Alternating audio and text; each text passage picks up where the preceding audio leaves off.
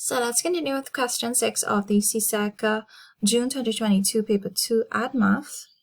So part C, if a student needed to score at least half the total marks possible to pass the exam, determine the probability of a student failing the exam. Give your answer to 2 decimal places, and this is with 2 marks. Of course, this has to do with our data set from part A. Okay, so these are the raw data values, right? And this is a stem and leaf diagram. So let's go back to the question. So the student needs to score at least half total marks possible to pass the exam. So half of the total marks possible, half of 80, because remember they said that the test was out of 80, right? So the student has to get 40 in order to pass the exam. So the probability of the student failing the exam, right, means that we need to find the number of students who got less than 40 in the exam. Okay, so going back up. All right, so we have 1, 2, 3 students who scored in the 30s, so that's less than 40.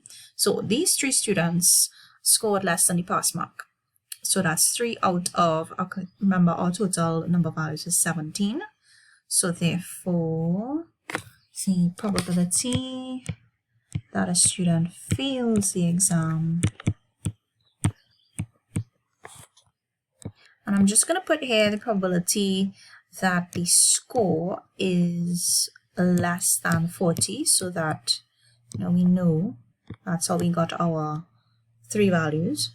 All right, so that's the 3 students out of 17 in total.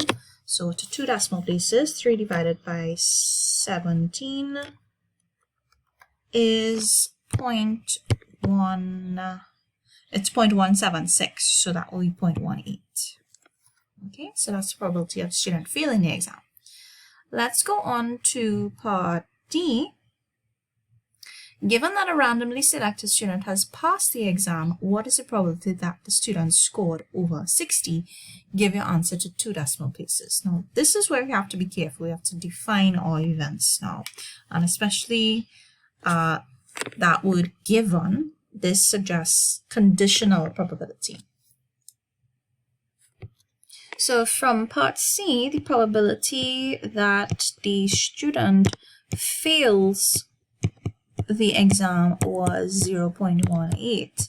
So therefore we can find the probability that the student passes the exam by subtracting 0.18 from 1. Okay, so therefore 1 minus 0.18 is 0.82.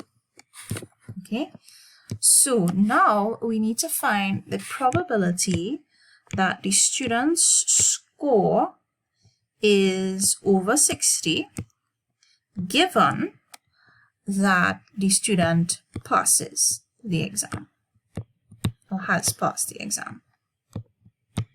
Okay, so according to the definition for conditional probability, this will be equal to the probability that the score is over 60 and, I'm using intersection symbol for and here, and the student passed the exam, divided by the probability that the student passed the exam.